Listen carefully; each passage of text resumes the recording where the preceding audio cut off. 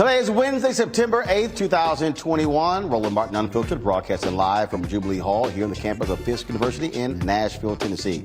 Coming up on today's show, NYPD investigating the death of actor Michael K. Williams. They want to know who sold him the deadly heroin that he apparently overdosed on Sunday. Also, opioids continue to be a significant problem in this country.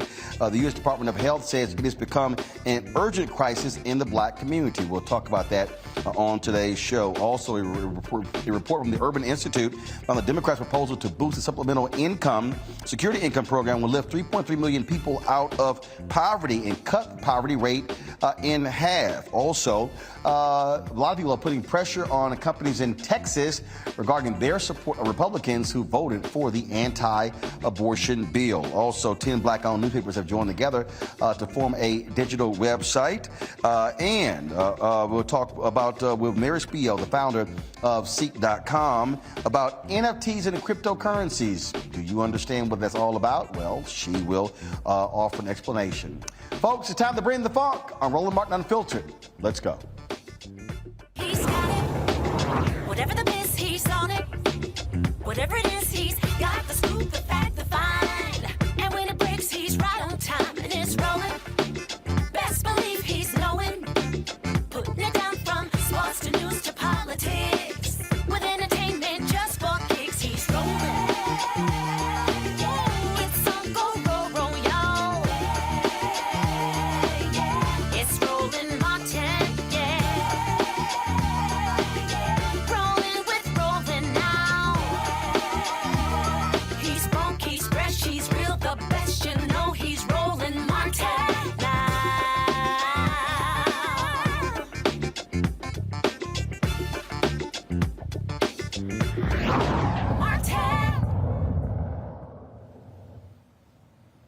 In New York, the police are launching an investigation into the death of actor Michael K. Williams, who was found dead on Sunday in his Brooklyn apartment at the age of 54. They want to know who sold him the heroin that was found in the apartment. He died at his dining room table. The autopsy is yet to be performed on Williams, but they still want to know exactly what caused his untimely death. And again, the NYPD, they want to find the drug dealer who sold William the drugs. Now, keep in mind, of course, he had a long history of substance abuse. He openly talked about it, and many thought that he had actually beaten it, was on the path to recovery. But that was not the case. And again, dying at the age of 54 on Sunday of apparently a heroin overdose, waiting for the autopsy results. Autopsy is yet to be conducted. Now, keep in mind, opioids continues to also be a significant problem in the black community, killing black folks at an alarming rate. According to researchers, opioid-related deaths in the black community have nearly tripled as their white counterparts are beginning to see a decline in fatalities. According to the Centers for Disease Control and Prevention, in 2015, opioid overdoses accounted for 6.6 out of every 100,000 deaths of African Americans. In 2019, it's now 17.1. Now, that's a huge jump. While overdose deaths among whites took place at more than twice the rate as blacks as recently as 2015, currently the rates have closed. As of 2019, opioid-related deaths accounted for 19.1 deaths per 100,000 in the black community. Overall, nearly 5,000 more black people died of an opioid overdose in 2019 than they did in 2015. This continues to be a significant issue. Keep in mind, when we talk about opioids, originally doctors were not prescribing African Americans opioids because they feared black folks were trying to get high. That's why I said racism actually helped black folks in that case. But we continue to see the opioid crisis and how it is taking the lives of more and more African Americans every single day. Adrienne Alexander Allen is the author of My Parents Have a Drug Problem. And we'll be talking to her in just a second. I do want to bring in also my panel today, A. Scott Bolden, former chair of the National Bar Association Political Action Committee. Amisha Cross is a Democratic strategist, political commentator, and also Reverend Jeff Carr, founder of the Infinity Fellowship here in Nashville. Last name might be familiar, y'all. Every Thursday, you see his brother, Dr. Greg Carr, here on Roland Martin Unfiltered. And so, Jeff, glad to have you on the show. We're going to go to the author in just a second, but let's talk about a combination of the death of Michael K. Williams, but also these opioid deaths.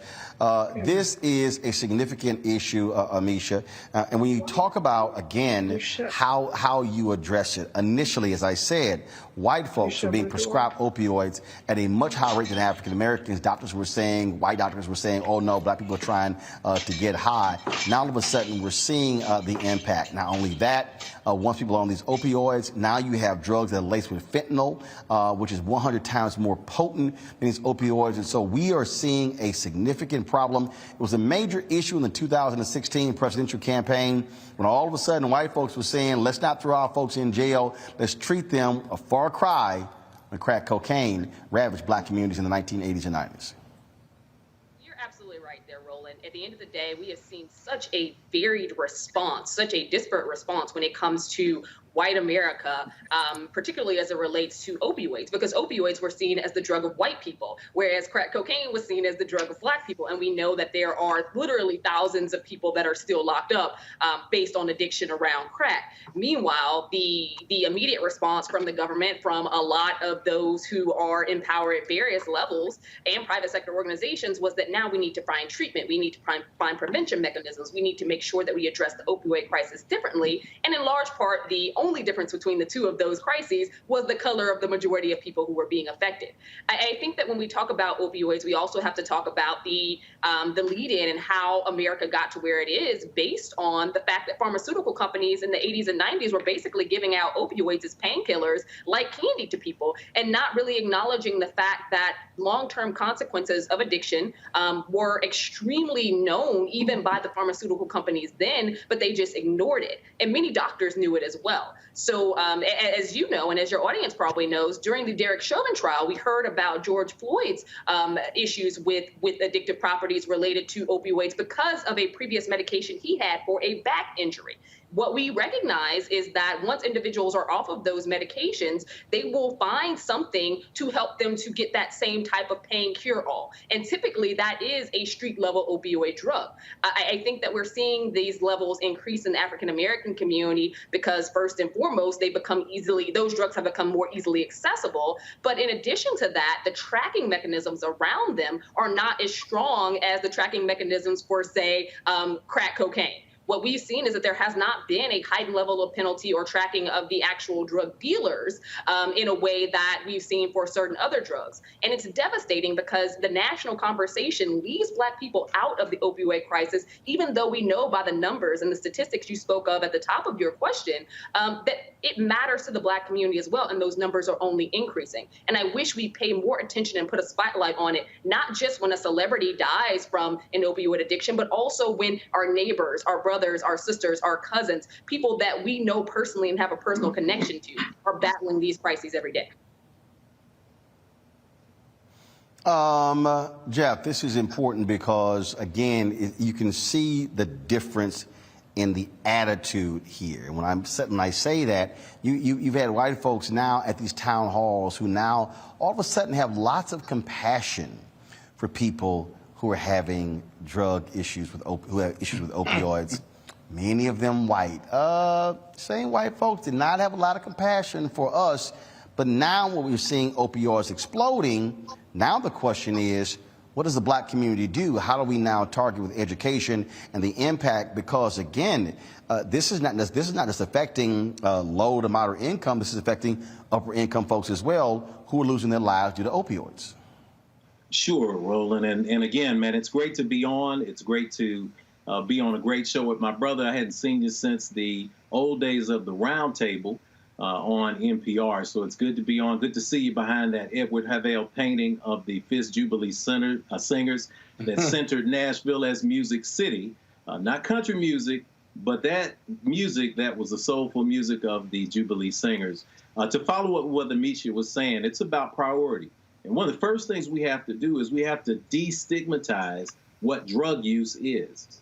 Drug use is not something that is simply limited to a person because of race or socioeconomic status. Drug use can become very easily, especially when we're talking about addiction, disease. I call it dis-ease because it's a space where there is not an ease in the spirit. As a longtime minister, as an inner spiritual minister, some of the work that I do involves intervention. And it also involves transporting young people in particular to safe spaces. I would never break that ministerial curtain and expose any of the people that I've worked with from around the country. But I will say this, opioid abuse has been a huge problem, particularly in the white community for a long time. They didn't treat it as if it was a stigma, as if someone was a crackhead or a pillhead. They treat it like a disease. I have been inside homes where a child has a room that is bigger in square footage than my house in a private jet. I have assisted in getting them to an intervention space where they can go and dry out for 30 days. Some of these spaces are hidden in mountains. Some of these spaces are in farms across the United States. And guess what? Some of them are $30,000 a month.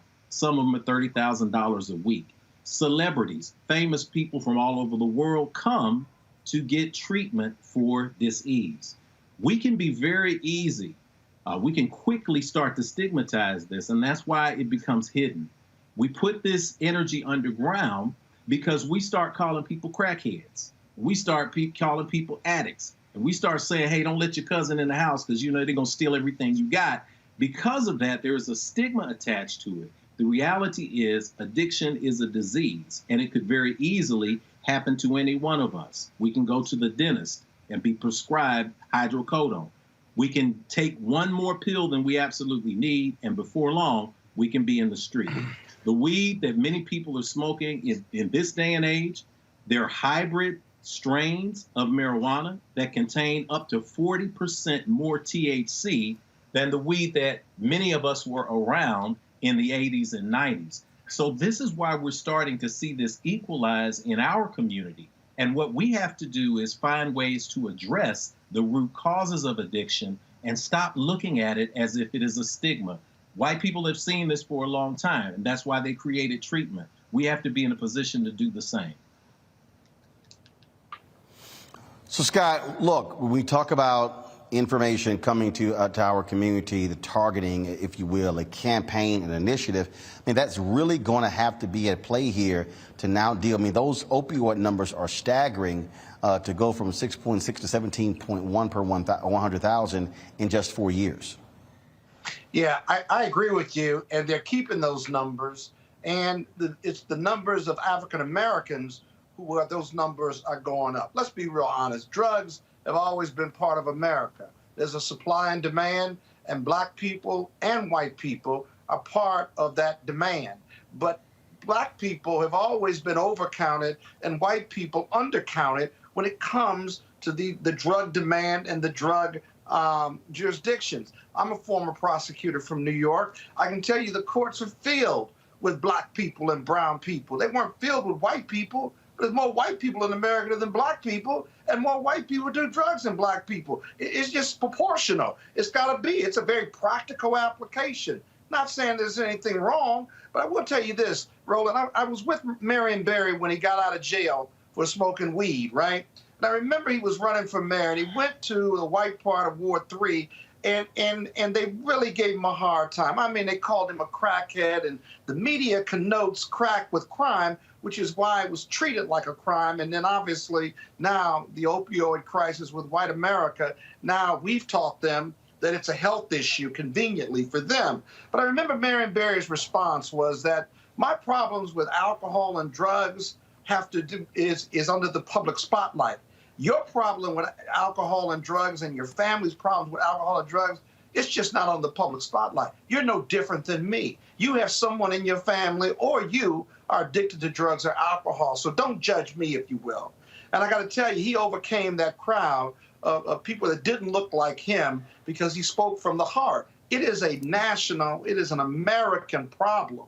And so this isn't Democrat or Republican. It's got to be all of us in America. You reduce the demand, you put drug dealers out of business, the ones who are middlemen and the ones who are higher up. We just can't get rid of the demand.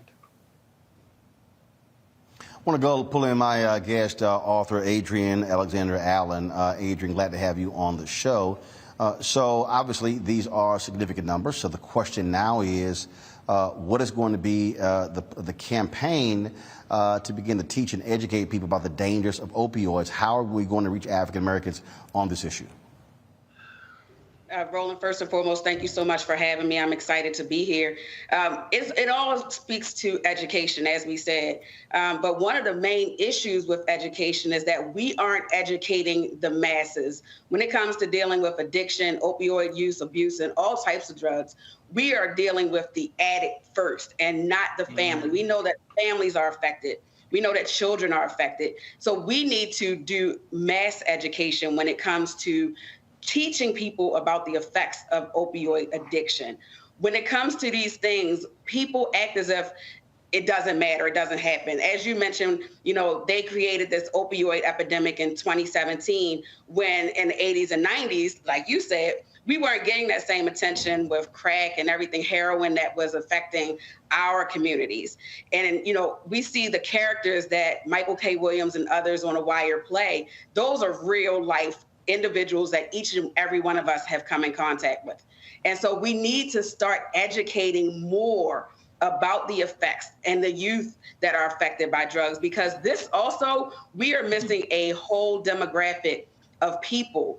We aren't talking to the children who are growing up in these homes with addicted parents and addicted family members. We're talking to the addict, but we're not telling the children, listen, I know this is your life. This is what you were born into, but you need to learn that this does not have to be your reality going forward. And if we start touching these children, because as we see, each generation has become more enamored with drug use and making drugs popular. And so we need to teach them that when you die from drug use or drug abuse, you can't come back. You see your friends pass away, like that should be a learning and a teachable moment for you to understand that drug use is real and that you need to be better educated on the effects of drug use. This fentanyl that we're seeing now, when you see it, fentanyl, is lethal in small doses. You touch it and you can die, you can overdose. You don't even have to ingest it. So we have to use more education when it comes to drugs and drug use. One of the issues that you also have to deal with is the racism that was initially in all of this, where you had white doctors who were not prescribing African Americans opioids. But we also, though, have to have a real federal drug policy that is not one focusing on criminalization, but there's one that's focusing on treatment. Yeah. Yeah. I think that for me Adrian? personally, Yeah, go ahead. growing up in Baltimore, we saw the methadone clinics. We saw, quote unquote junkies. We saw them using a drug to counter the effects of other drug use. And so when you use methadone, I've seen so many stories of children who died from overdosing from methadone, which was supposed to have been a treatment. And so we have to find other ways, and it needs to be a full body treatment, right? Like it has to be emotional, mental, physical. It needs to be every aspect taken into consideration when it comes to treatment options for these people.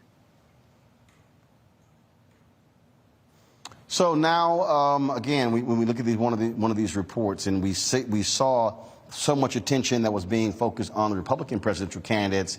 Trump talked about how he was going to fix the problem. You had Chris Christie talking about this thing as well.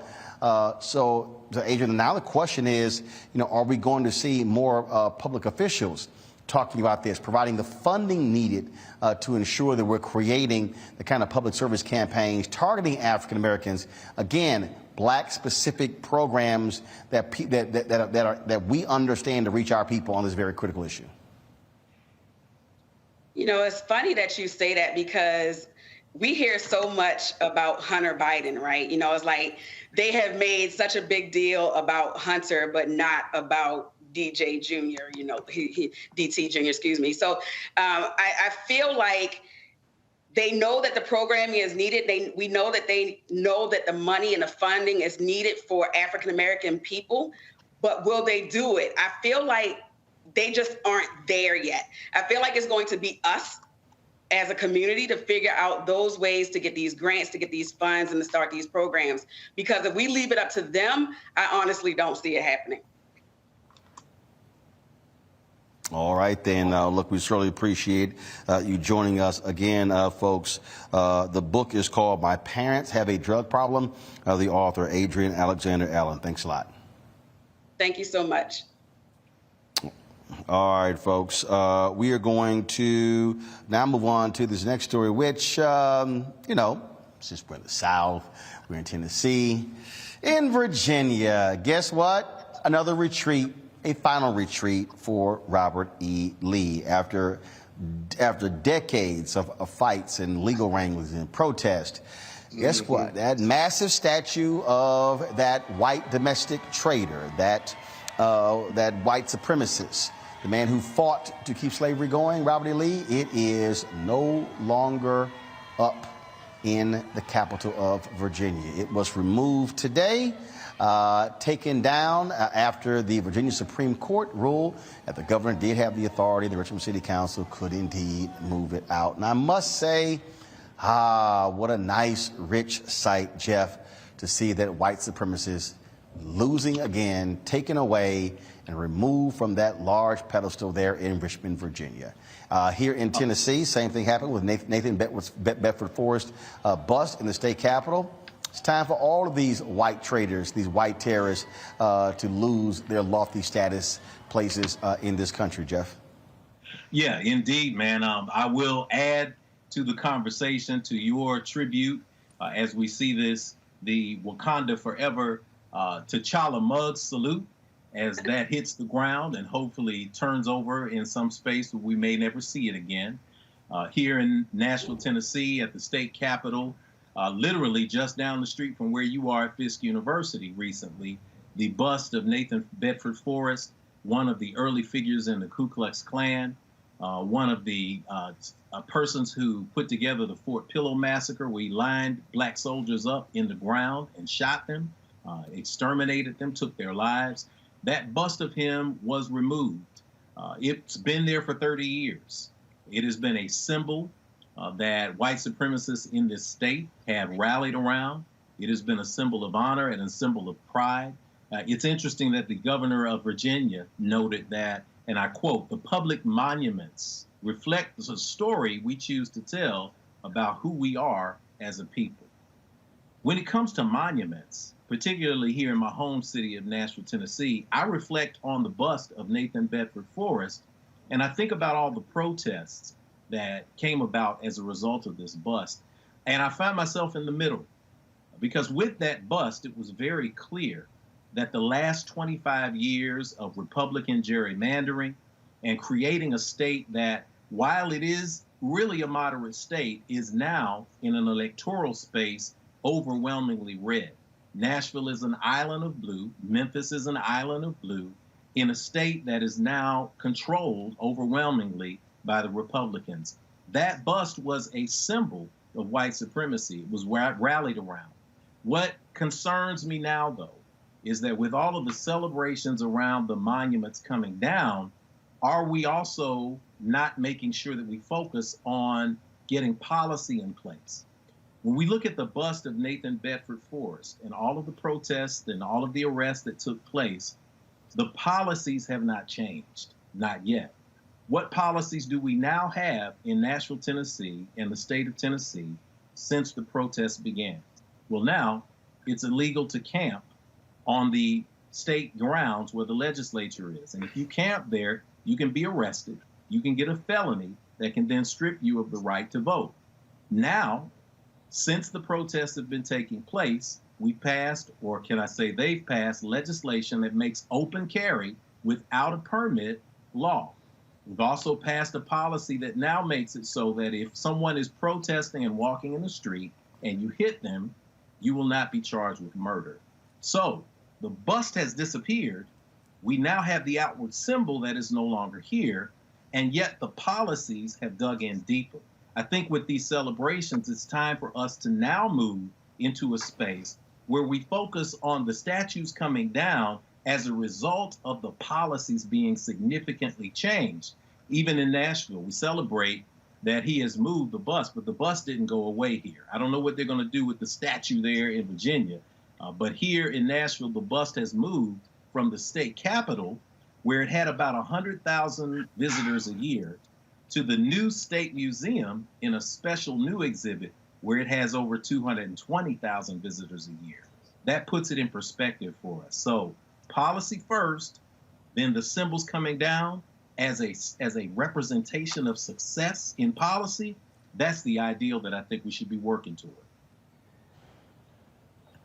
I'll tell you what, Amisha, it has been quite hilarious to watch all these people whining and crying, leaving these voicemails, how, oh, this is unfair, they're taking our white history.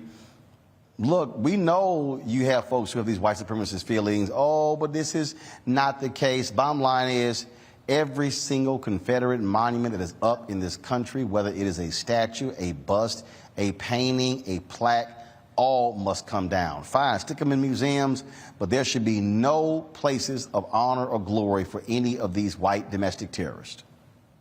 Absolutely agreed. I think that, well, first and foremost, we are the only country that erects, symbolizes, and gets excited, at least our white America does, about these symbols of terror, these symbols of basically trying to dismantle our democracy, these symbols of trying to rip the nation in two.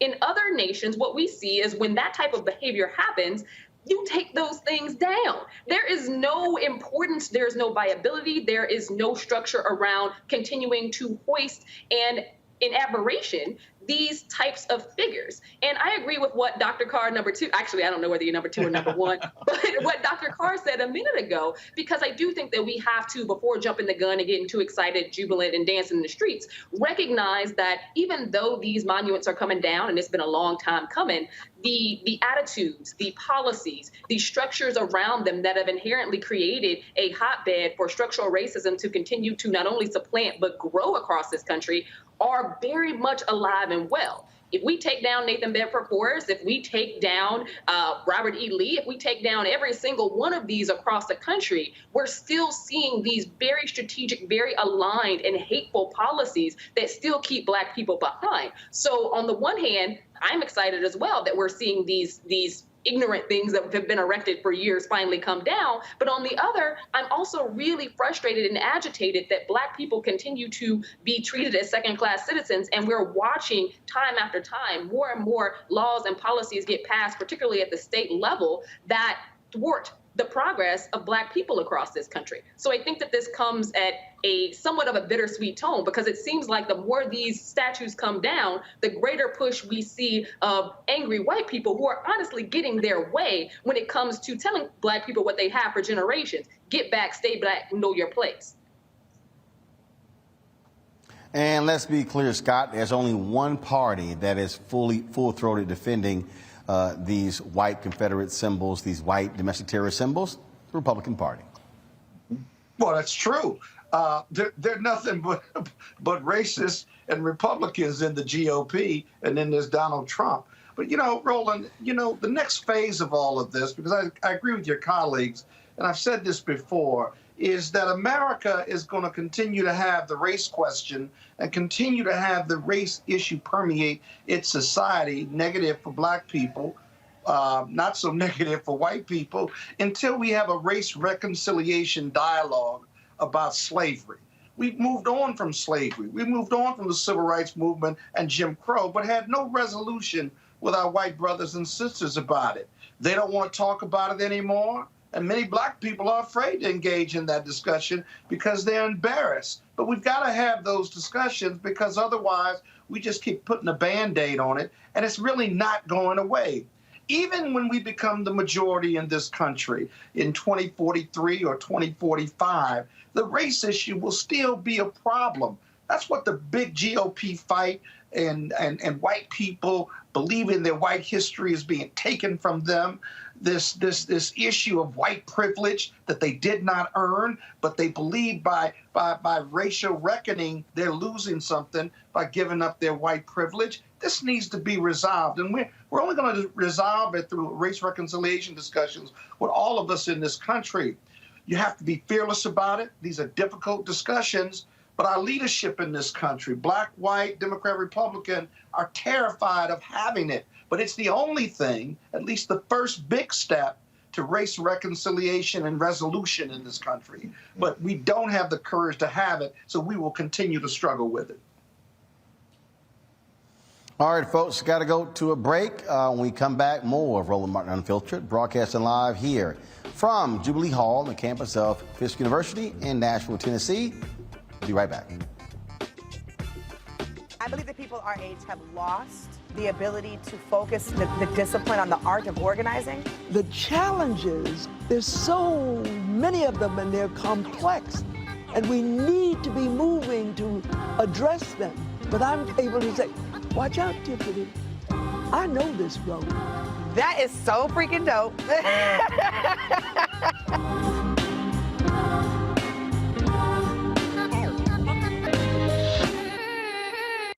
Floyd's death hopefully put another nail in the coffin of racism. You talk about awakening America. It led to a historic summer of protest. I hope our younger generation don't ever forget that nonviolence is soul force. Priceless.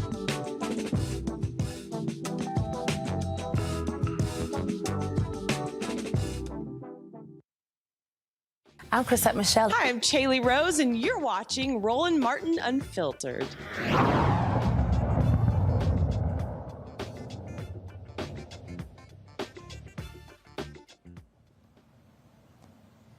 All right, several major corporations have been outed for their donations to Texas Republicans who voted for the anti-abortion bill that recently went into law. The site Popular Information and Ultraviolet compiled a list of major donors who said they donated to lawmakers on both sides of the political spectrum. The monies are not a sign of support for particular bills. The following companies have donated more than $100,000. AT&T, Charter Communications, Berkshire Hathaway, Exelon, United Health Group, Union Pacific, Chevron, Charter Communications, Farmers Insurance. Now, the new bill in Texas bans abortions after 6 weeks, causing outrage from abortion advocates nationwide. So the question, Amisha, these companies say they support both sides, but what do you make of people who say they're not going to be targeting companies as a result of their support of Texas Republicans? This is very similar to what we saw in Georgia as well. At the end of the day, Roland, I don't think that there is a both sides debate to when it comes to basically limiting women's right to choose. Abortion is women's health. Abortion is health care. Abortion will always be health care. And watching this debate funnel its way down on some crazy right-wing religious mantra that we've heard for decades now, I think is completely ridiculous. What I do see with these corporations is that by and large, they are being honest here. They have donated almost equally in some cases in states where there are Republican leaders as well as Democrat leaders across this country. They basically hedge their bets on who they can call at any given point in any given state to have a bill sponsored or passed that actually fits their bidding. So I think that we do have to keep that in mind as well. These organizations have supported as many liberal bills as they have Republican ones across the nation. So I think that it would be very difficult in some senses to boycott things like Comcast, ComEd, things like that, Exelon, and also on the one hand boycott it in Texas, but then look at the great progress that they've been able to create in terms of education or criminal justice reform in states like Illinois, my home state. The frustrating part is I think that we have to dig deeper, because when it comes to policy, there are a lot of private organizations, private corporations that basically deliver cash cows to both sides of the aisle whenever it benefits their billing. So I think that there's a lot deeper here, and the bigger frustration should be amongst those Republican legislators who have decided that this is the mantle they want to take up, that they want to push it this far, that they want to ignore, and even in many ways push it further than we've seen conservatives push before historically in terms of limiting a woman's rights. But largely, I think that this is a conversation that is beyond that of private sector corporations who, this is what they do, this is what they've been doing, and honestly, they teeter their horn on both sides of the aisle here on various issues. So this is actually nothing new. Well, it's nothing new, but I must say this here, Scott Bolden, when it comes to activism, bottom line is the way you want to get the top politicians' attention is if you affect their money source. That's why this matters. Yeah, but most of those companies, Fortune 500 companies that can give that type of money, Their lobbyists are lobbying them on business issues. They may or may not agree with the social justice issues of these individual state reps as well as federal reps, but they really are giving this money for tax policies, business policies, and that's not a cop-out in my commentary. It's just reality. And so I don't think you're going to be able to stop that type of money in politics and influence from folks. What you have to do is, if you're big on social causes and you have a PAC and you are a socially liberal corporation of means, then you've got to outspend those who will give money to the sponsors for this Texas bill, anti-abortion. You got to outspend them. You got to out-fundraise them. You can chase those cartwheels or those windmills all you want, but in the end, money is still the mother's milk of politics, and you got to outspend them. And even then, it may not work with these votes that they have coming up. They have tens of votes, hundreds of votes each session. And so it's a race against your opponents, not only to outspend them, but also to out-lobby them. And so, I mean, I think it's a wash. It's a good idea, and certainly it's offensive at its core. But at the same time, there are thousands of issues these corporations are vying for at the state level, and on some life-changing issues on the business side. So you got to outspend them. Otherwise, it's just the same old fight.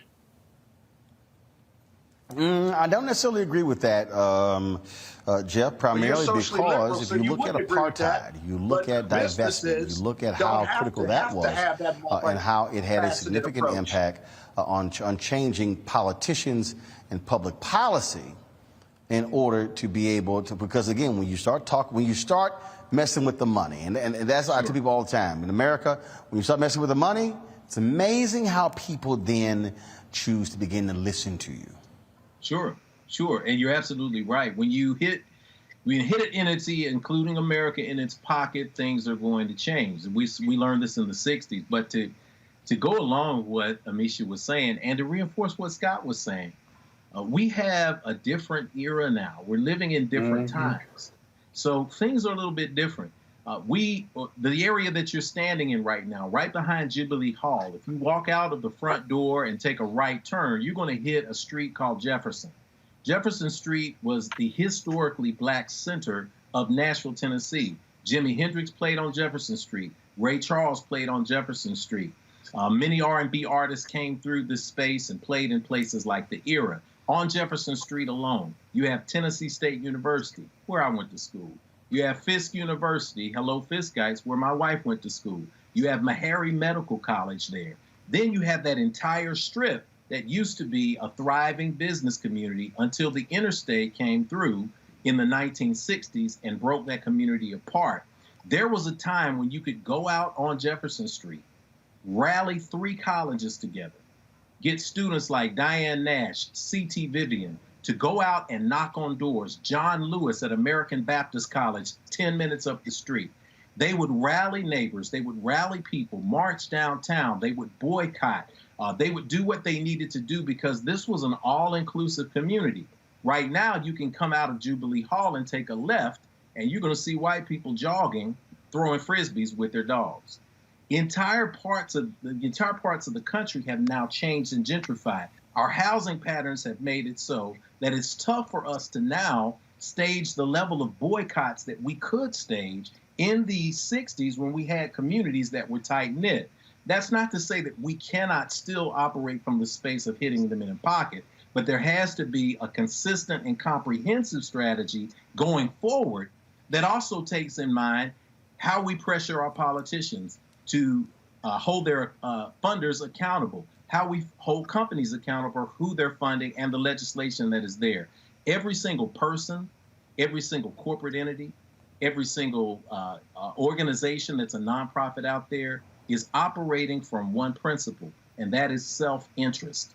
So they are funding politicians who are going to advance their self-interest. If we can find a way to bring our self-interest to the table and focus on cutting off the money on that end, that's a smart strategy, and you're absolutely right there. But there are people who will say, you know what, I'm tired of AT&T. I saw that they just gave $291,000 to this cause in Texas. I'm going to change my service. I'm going to switch over to Cricket in Tennessee.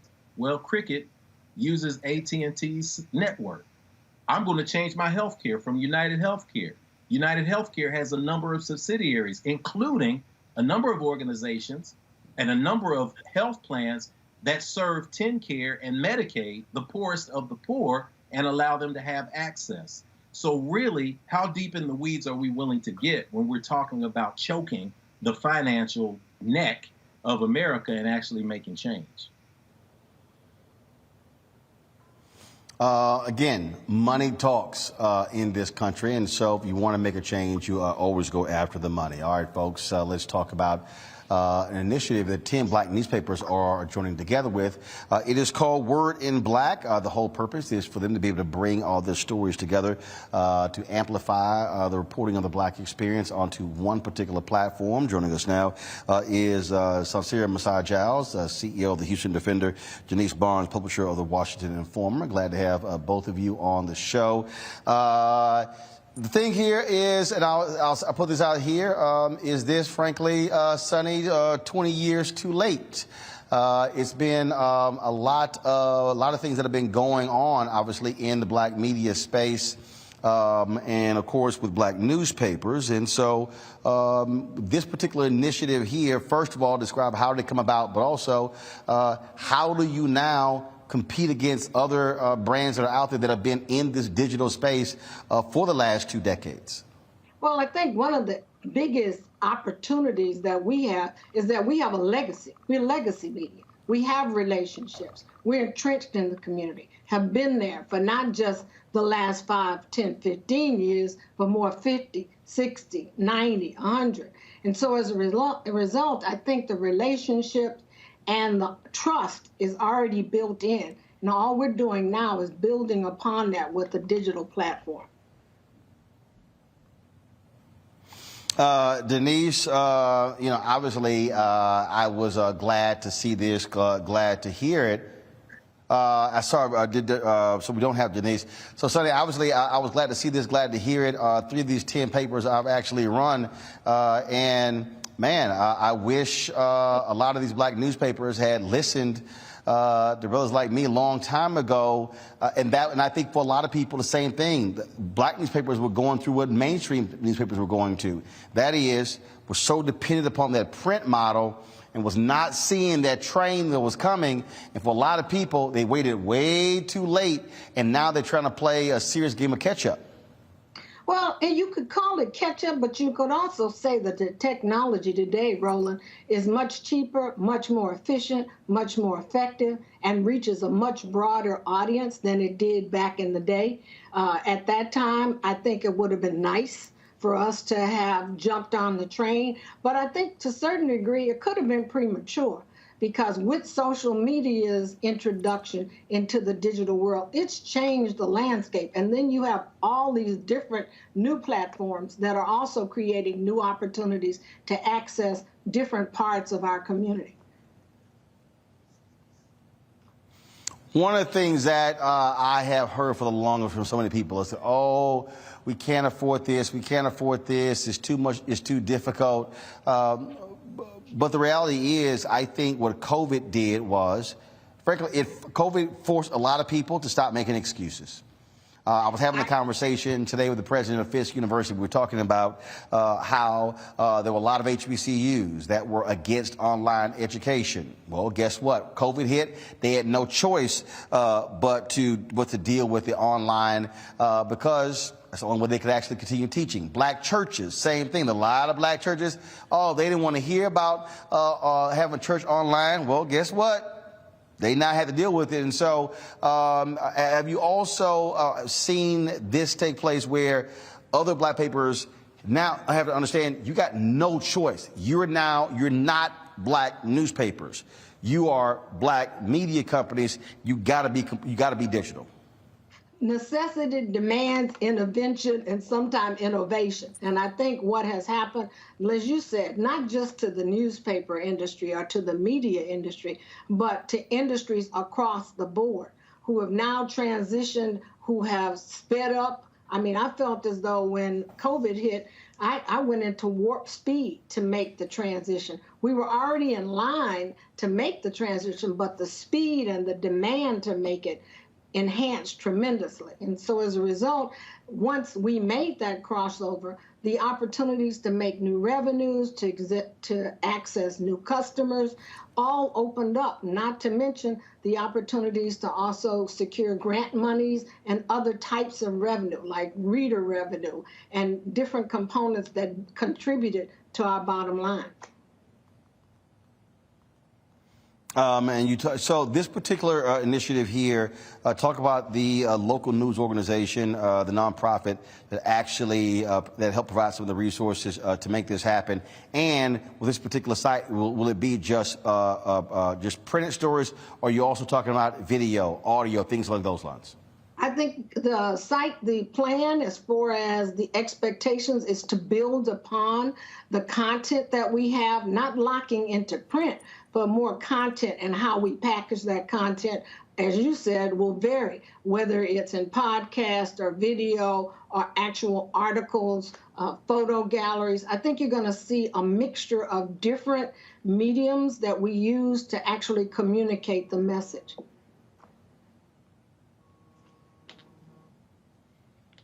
Let's see, got questions from our panelists. First off, Amisha, what is your question for Saucere Messiah Giles of the Houston Defender? Absolutely. First of all, thanks for being here. We obviously know the importance of Black media and the segmentation that has happened across the board. Being a Chicagoan, I watched with sadness as Jet basically fell because of the lack of integration into the social media space and into the digital space. To what ends has the work that you've done or looking towards the future actually helped to move some of these very legacy-based Black media into this new era and created an audience for them in particular, because a lot are still kind of struggling in terms of how to envelope themselves in the digital media space? I think the uniqueness of the 10 publishers is that these are very progressive publishers who have had a business acumen, who are mostly in major urban areas, and have joined forces to create this collective that is going to not only help us be able to tap into resources and cut some costs, but at the same time be able to be more of a force, because there is more resonance or more power in the collective than it is individually. We're also joined by, first of all, my next question is going to go to Jeff, but I also want to bring in to this conversation here Denise Barnes, who's the publisher of the Washington Informer. And so before I go to Jeff, I'll ask Denise this question. Denise, I posed the same question to Sonny just a little bit earlier, and that is, you're no longer Black newspapers. You're Black media companies. We're now moving, you look at the New York Times, they don't call themselves a newspaper. The Washington Post, the exact same thing. And so we're living in this digital space. That is what is driving so much of this. And are other Black newspapers now truly understanding and getting the message now that if you do not have a strong, vibrant digital property, you're not going to be able to survive in the 21st century? Yeah, I want to say, and I really love your shirt there, Roland, because with your background, what you're wearing, I just want to say to that statement, hallelujah, because yeah, I think a lot of our Black publications are very, very focused now on understanding this evolution or revolution that we are involved in, and I think they're getting it. It's still slow. You have to understand, this transition into the digital space is not cheap, and it comes with the skills that many of our publishers don't have. So that fear still exists. But the point is that those of us, and I think Sonny said it really well, that the collaboration is what helps each one of us to reach one of us, to bring each other forward. And so it makes we're not afraid of talking to each other about what we don't know and to help each other with what we do know. So collaboration is the key, and it's the force that is bringing us into the digital age. Question, Jeff, for Denise and Sonny. Go. Sure. And Sister Barnes, Sister Messiah, I love the name, Messiah Giles, powerful. I speak things into existence, and I'm very, very, very focused on that. The law of attraction is real. So you are absolutely being a part of some messianic energy that is needed in this space today, especially from Black media. And Brother Roland knows, having worked at the Chicago Defender, I know, having run a newspaper called The Third Eye here in Nashville in the 1990s. I know from being positioned now at the Infinity Center, 3 doors down the street from the home of Rosetta Miller Perry, the publisher of the Tennessee Tribune, a longtime newspaper here in Nashville. The challenges that you face, the challenges that we all face in trying to tell our stories. One of the biggest challenges that puts us in this kind of difficult conversation, and that is, how do you pay for it? How do you make sure that you can have the life that major mainstream media organizations have when you're in a space where you have to pay for digital content, you have to pay for writers, you ideally want to pay salaries for good people who go out there, and many times you have to lean on mainstream companies to provide those resources. How do you deal with that going forward, balancing out needing financial support and wanting to get to a place where we can truly be independent? Denise, you want to take that, or you want me to go ahead and start? I'll start off because I think Sonny said it. We have looked at different revenue streams. We have always been supported on dependent upon ad dollars. And I don't want to say that we aren't still dependent upon ad dollars. Ad revenue is what makes the car run.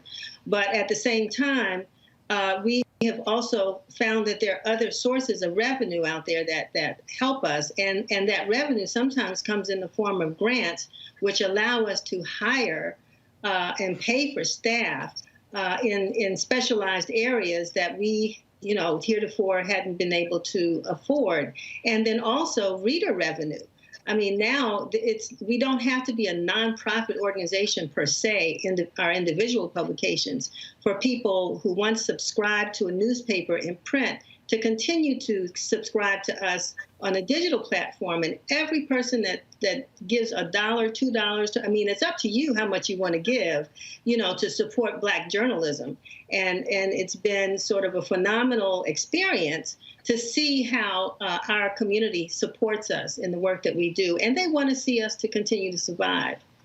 I really think, Jeff, to your question, though, the business model of today's media has changed tremendously from now looking at, as Denise said, reader revenue, events, grants, philanthropic support of journalism, newsletters. You have a gamut of different products now that bring in revenue that no longer are dependent upon that print ad. And so as a result, that has opened the doors of opportunity for generating revenue for Black media today. Next question goes to Scott Bolden. Scott? Let me just say hello to my NMPA colleagues. Congratulations on the Black Word. My question is, this is an awesome platform and a way to get around not only the cost, but the mindset of so many of our community-based, Black-based newspapers. Do you see other similar partnerships coming together with other Black community-based newspapers, or even the 10 papers in the Black Word expanding, if you will, if this model is really the answer that both of you all talked about in your comments earlier? I think when Word in Black was originally founded, and understand that we are just getting to a year old, so this is relatively new. But when you consider what's been accomplished, our expectation is to be able to grow and to invite others in. But first, we have to get our own foundation strong enough to be able to stand on its own feet before we can enter into any kinds of agreements to welcome others into the fold. I just want to add too, Scott, that, as my daddy used to say, there's nothing new under the sun. And, this is an interesting... He said it with force, too. But, you know, I mean, this collaboration is what brought those publishers together many years ago when they established the National Newspaper Publishers Association. It was a similar reason for bringing Black newspaper publishers together. And even in regions or in cities across the country, there are Black newspaper publishers that still collaborate. They always have done that. I mean, and so this is not a new. What makes this new are the platforms that we're now. I mean, as Roland asked, you know, we understand that and have adopted the fact that we are looking at digital first, and so that's what makes this new. But otherwise, collaboration has always existed among the Black press. I think the other thing that makes the business model different is that the association, or NNPA, is a trade association versus this being a business operation. So. Yep. Well, I can see many of the members in NNPA looking at this model, asking lots of questions about it, and then possibly forming even a different joint venture to try to make this thing work. Because, as you all know, we've talked about this for years, but the affordability and in some cases the mindset, you had uneven interest in it. And so this is really powerful for me as someone who's been supporting and active in the NNPA for several years. I think it's a landmark piece, and I think it will spur other joint ventures or collaboration efforts, given the multiplicity of social media platforms that are out there right now, as you said, Sonny. So congratulations. Let's make it work, as we say. What you also obviously are dealing with, you're dealing with the reality you got to compete with content, and that is you don't have any daily Black newspapers. You're doing weeklies, and so when you talk about aggregating content together, you can certainly drive more content when you have 10 papers who are combining their resources, and so that's certainly what is important. And again, we're also seeing the shift, if you will, the dollars that are moving from your traditional television linear, radio linear, traditional display in print, moving to the digital side as well. But where, and this is the key, and I'll ask both of you this, last question for you, is having a site is one thing. For us, having an app is one thing, but also it's building the scale, because now when you start talking about to those advertisers, they're going to want to see metrics. Same thing, of course, which is a lot different when you talk about readership and circulation. And so what is the marketing plan, if you will, to be able to expand that footprint, to build capacity, to build the scale, to build those numbers and the metrics to satisfy those advertisers? I think the analytics are going to play a major role because that's what clients want today. And with digital, it's much easier to track the analytics than it was before with newsprint. I think that the direction and the marketing of Word in Black right now is to use initially the newsletter product to push the information out to those. And by the way, we welcome people to go to wordinblack.com and please sign up for that newsletter to actually experience the Word in Black. And also, if possible, support the Word in Black with a donation, because part of that marketing you talked about, Roland, involves pushing the information out and delivering the information to people in their email boxes, or to be able to get their support to donate this cause that we put together as a collaborative. And I would just add, I think I'm glad Sonny got a chance to do the pitch for us, because that's really important. I mean, it supports us. And when you get there, you'll get a chance to see all the individual newspapers. But, you know, Roland, you have really set the example in a lot of ways of what are the things that we as publishers should have been doing and are beginning to do now. Social media is also key. You know, all of us have our social media platforms. We're pushing out Word in Black. We're pushing out our own content as well on our platforms, and also pushing out each other's content on social media. It's interesting to me, and we're fighting the challenge right now of getting that, that blue check mark on some of our platforms like Instagram. It's my understanding that there are no Black media. Maybe your program or your platforms are rolling, but there are no Black newspapers that have achieved the level of being able to get that blue check mark. And we're trying to figure out, what is it that's keeping us on the outside as opposed to getting in. So, we have our challenges and we're learning it along the way. But this collaboration is making us bigger and stronger, and we're understanding and having to bring people into our operations who know how to capture those analytics and put them in a form that our sponsors and advertisers can accept. That's the issue. Can accept as valuable proof of our own value. So it's a challenge, but thanks to Word in Black, I think we're breaking down some of those walls. All right, then. Denise Barnes, Senator Messiah Giles, we certainly appreciate it. Thanks a bunch. The site is called wordinblack.com. Thanks a bunch, folks. Hey, Robert, good luck on your show. I'm looking forward to the TV station. Power to your brother. Once again, you're stepping out courageously, taking on a new venture and showing people that there is opportunity as you go to the next level. Congratulations on that. Yeah. I appreciate it. Thank you so very much. Thanks a lot. Folks, the reason this was a timely conversation, because literally my first lecture today here at Fisk University dealt with the issue of the past, present, and future of Black-owned media. And the thing that I said is that we are moving towards a serious issue, if you will, Jeff, Amisha, and Scott, because what you're seeing is you are seeing people who've always understood the power and the importance of Black folks with Black targeted media. Of course, you talk about BET, Viacom, CBS. You talk about, of course, with iHeartRadio launching Black Information Network. When you look at these other sites, Refinery 29 was purchased by Vice. They have a Black vertical, Black female vertical targeting them. We can go on and on and on.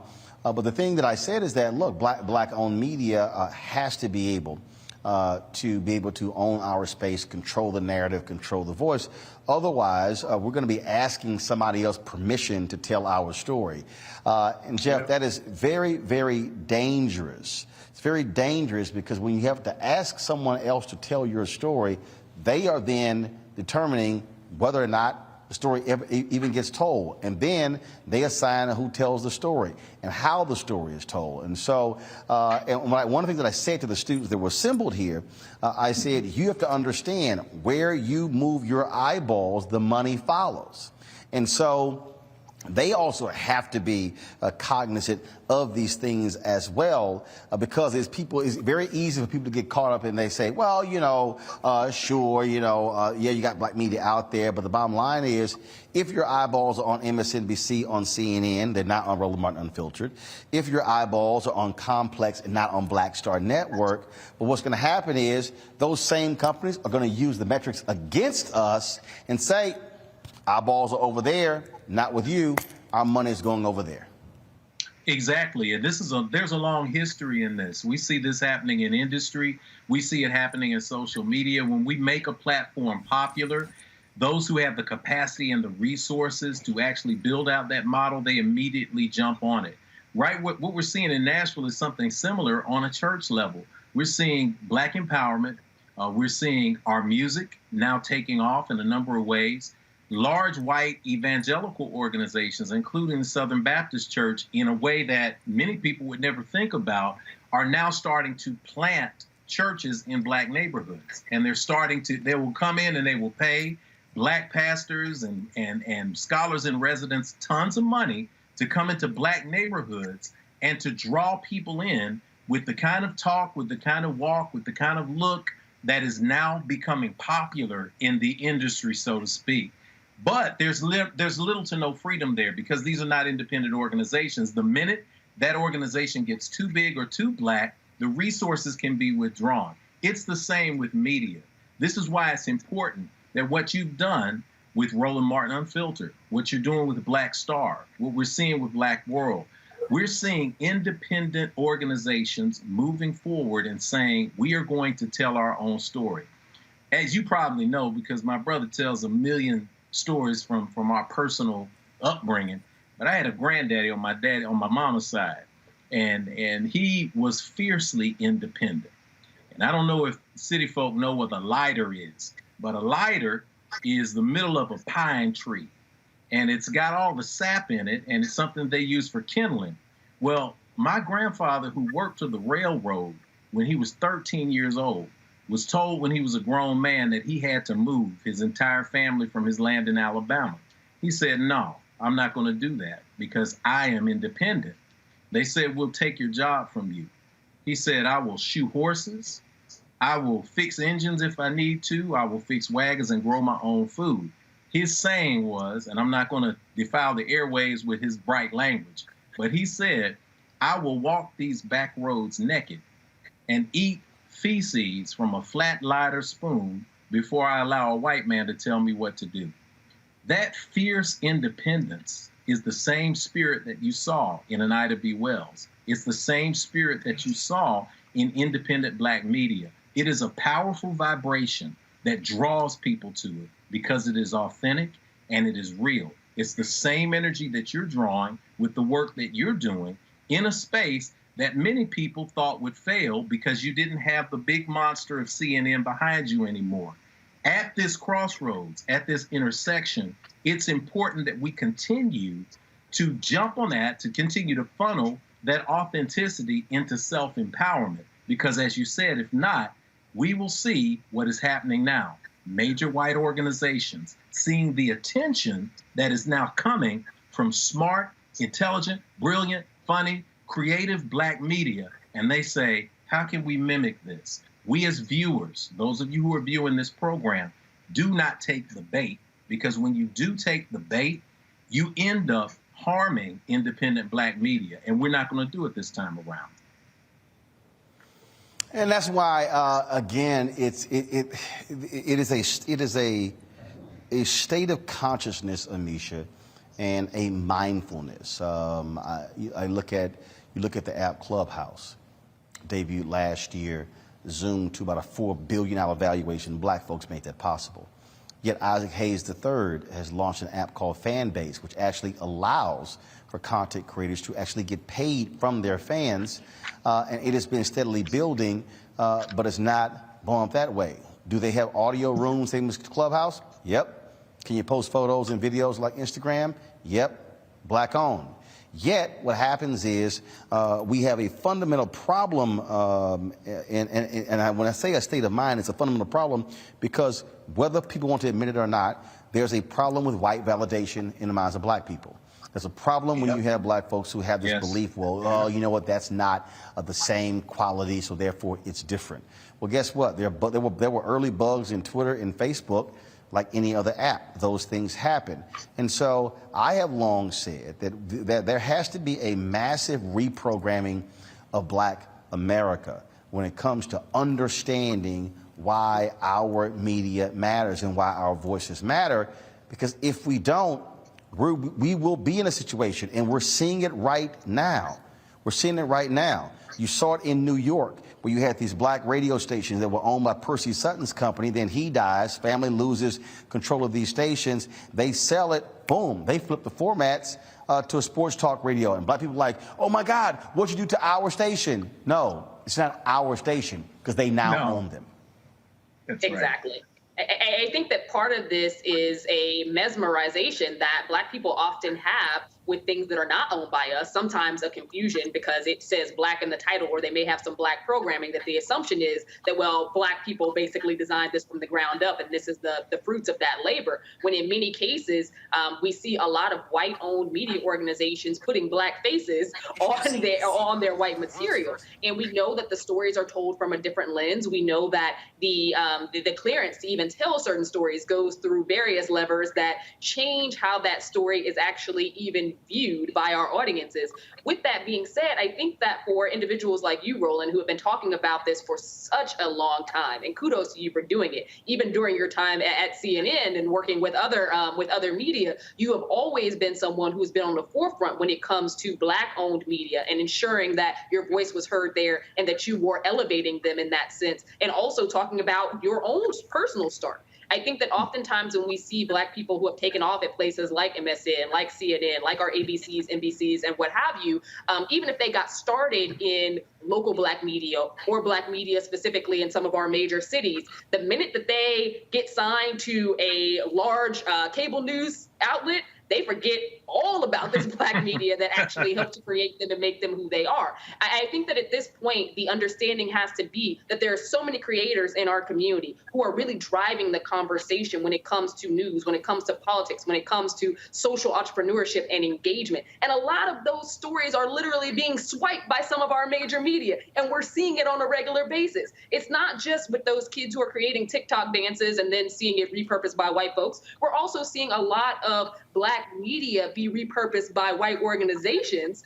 And I think that now is the time to really lean in on and understand not only the importance of Black media and Black voices, but also the investment that has to be made in Black media for it to actually be able to exist at a time where we see just so many threats to the Black community and where race and policy are intersecting. We need those independent Black voices because they're going to tell the truth. They are not beholden to a corporate structure that doesn't allow them to be real and to be authentically Black. They also have the opportunity to elevate stories and situations that otherwise would not be heard. And I think that these are all extremely vital processes in ensuring that we have a very vibrant Black media, but also acknowledging the fact that, like your guest spoke of earlier, a lot of this comes down to ad buy. A lot of this comes down to money. And we need to be able to have a robust funding structure so that Black media survives.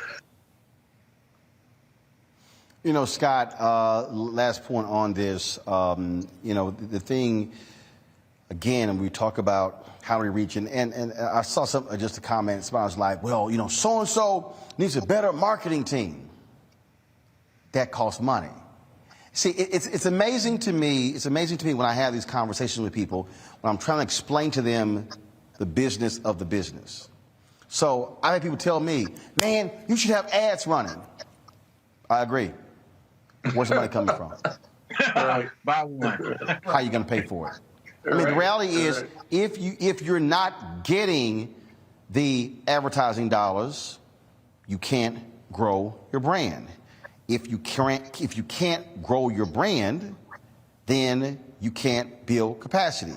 If you can't grow your brand and build capacity, then you can't hit the metrics they're asking for. It becomes a self-fulfilling prophecy.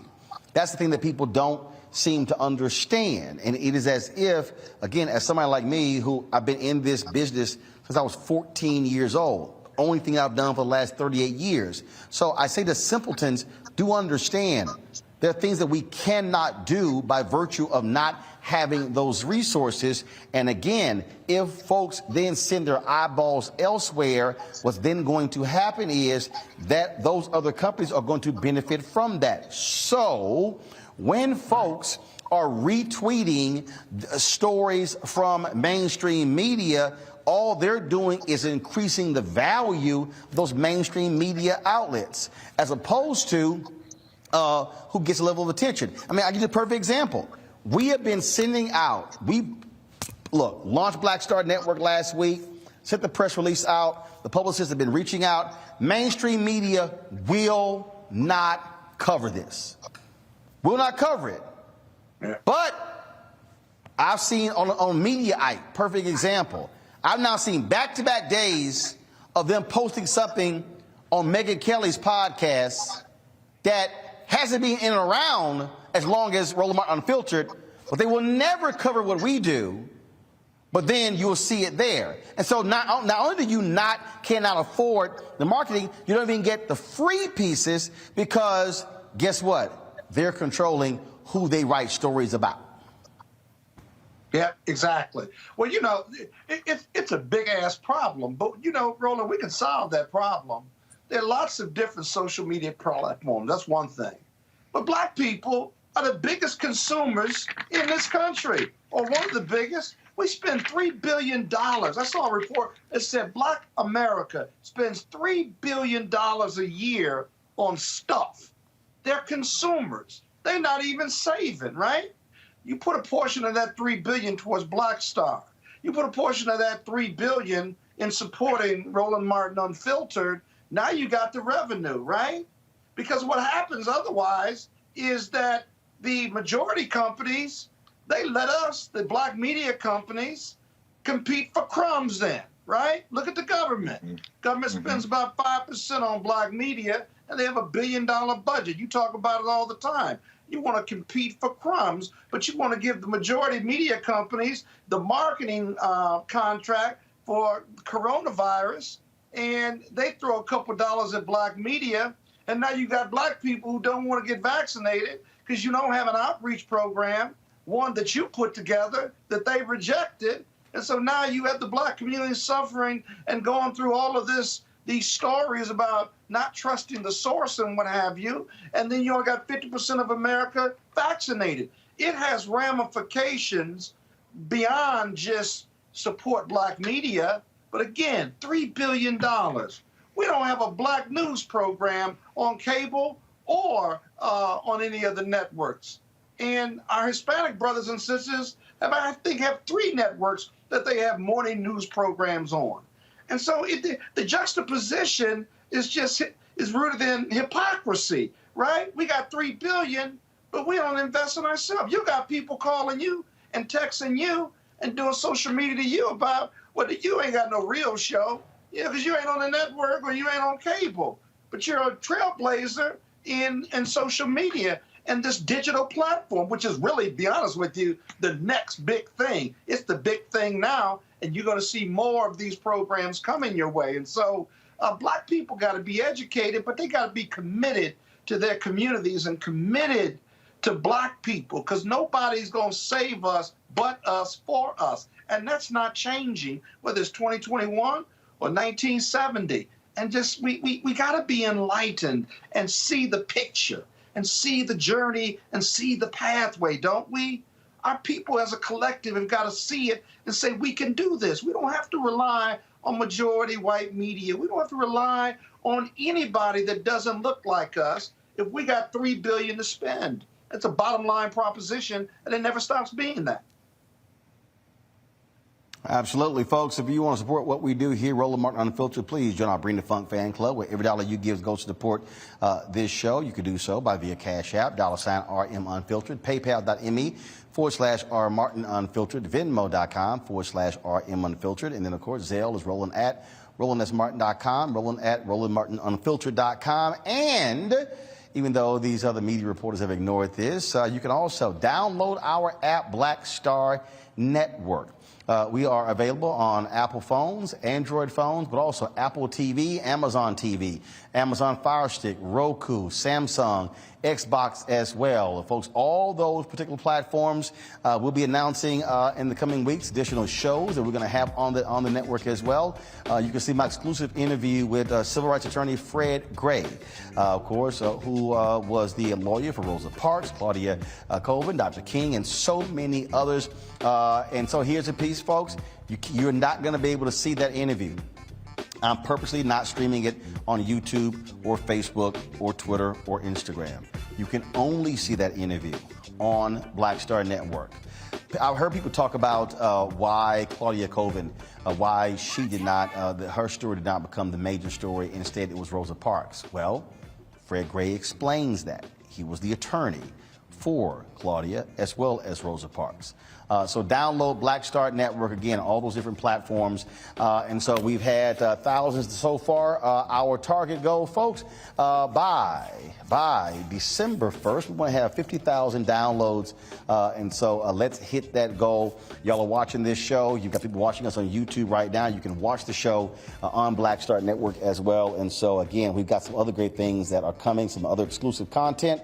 And so you definitely want to check that out. All right, going to a break. We come back. We'll talk about NFTs, cryptocurrency, with Mary Spio, the founder of CEEK.com, a black virtual reality company, right here on Roland Martin Unfiltered in just a moment.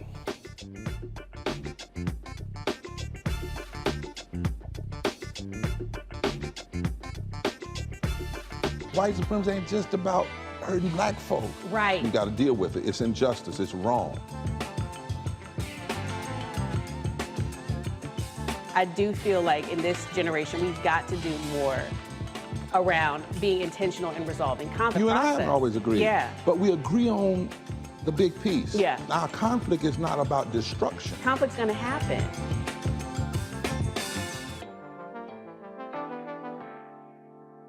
Till's murder, we saw struggle for civil rights as something grown-ups did. I feel that the generations before us have offered a lot of instruction. Organizing is really one of the only things that gives me the sanity and makes me feel purposeful. When Emmett Till was murdered, yeah, that's what attracted our attention. I'm Bill Duke. This is Diala Riddle, and you're watching Roland Martin, Unfiltered. Stay woke.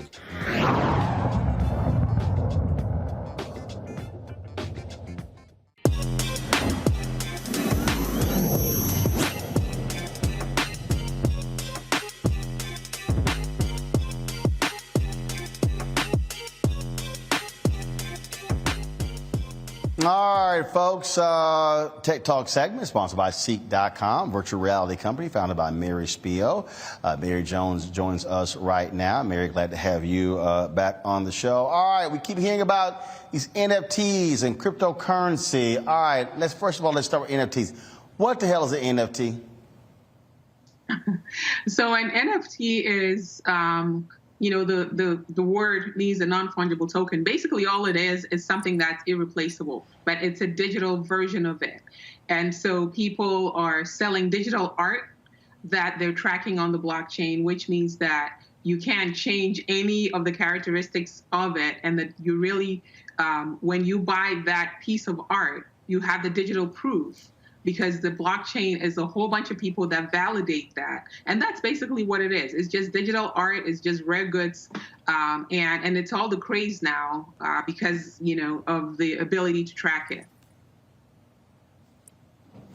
All right. So perfect example. This painting here. This is a valuable piece of art.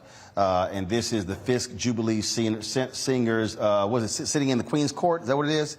Queen Victoria's Court. Okay, so, again, folks would love to get their hands on this.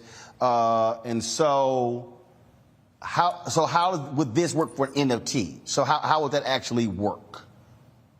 So the way they're doing physical art now, like some people would take a picture of the physical art, they'll put it online, and then they'll burn the only copy that they have of the real thing.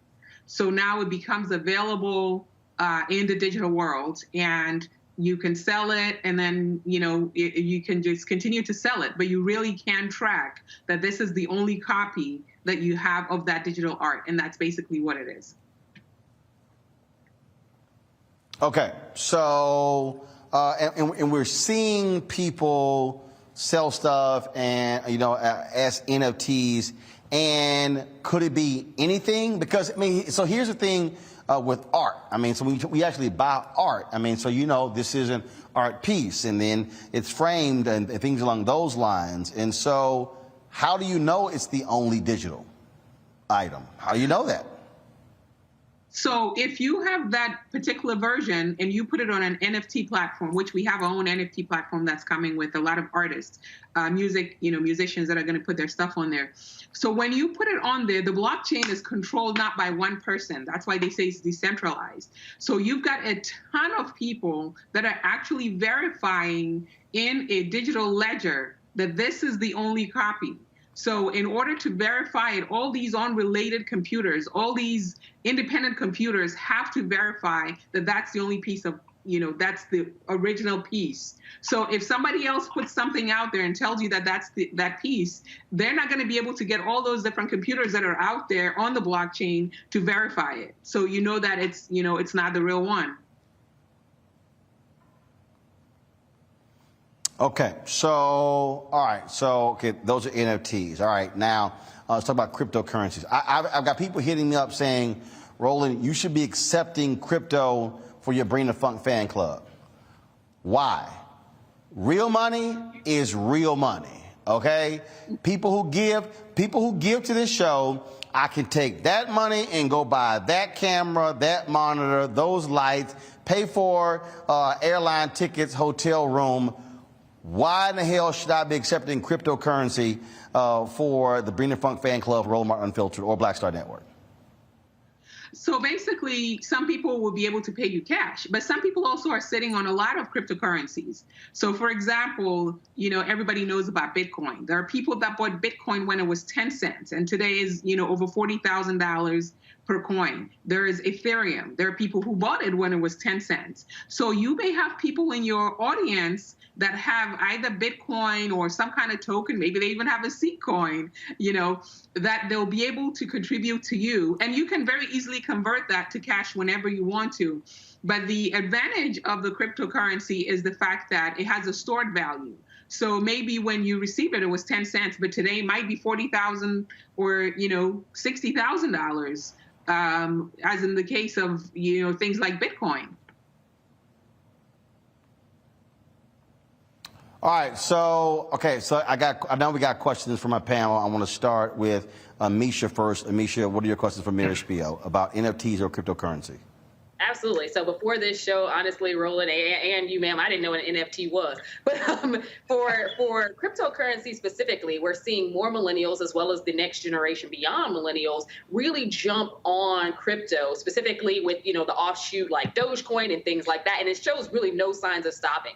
What do you think is attracting particularly younger investors to it? And what would you say about the conversation that now is leading that anybody can basically be an investor, and that's how we're seeing this new wave of cryptocurrency really take off amongst populations that, generally speaking, didn't really have too much of a voice when it came to finance, specifically Wall Street level finance? I think the reason why we're seeing a lot of millennials and younger, people buy cryptocurrencies is because in their lifetime, they're seeing what can happen.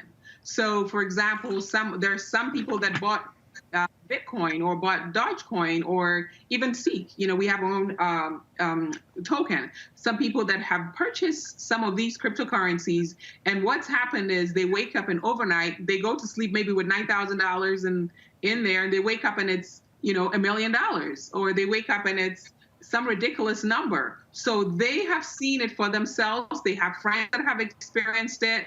And so they're believers in it, and they have full control of their money as well. It's kind of like email, and it's the currency that we're going to see with the Web 3.0, which is what's coming. So, for example, before with emails, if you wanted to send a letter, you had to write a physical letter, take it to the post office. It's the same. Now, if you want to withdraw your money, you have to go to the bank or use an ATM or a credit card. But with cryptocurrencies, you can just instantly withdraw it and you can send it back and forth the same way that you send emails. And so for their generation that grew up with video games and, all of this is what's next for them. And they don't want to miss the boat. All right, next up is A. Scott Bolden. Hey, good evening. My daughters, who are 26 years old, have finally got me to invest in Ethereum. Is that it? Yeah, Ethereum, yeah. Okay. And I put thousands of dollars, not a lot, but thousands of dollars into it. And I go to it every couple of days, and yesterday was down by like 15%. And now it's up by about 5% today. That's kind of fun. But the debate about cryptocurrency used to be whether it was real or fake or going to fail. You don't hear those debates anymore, at least I haven't. And so can you comment on whether this cryptocurrency is for real, or are we still waiting to see whether it's going to fail or whether it's going to make all of us rich? It's for real. It's for real. A country like Ecuador just announced that they're going to base Bitcoin as their legal tender.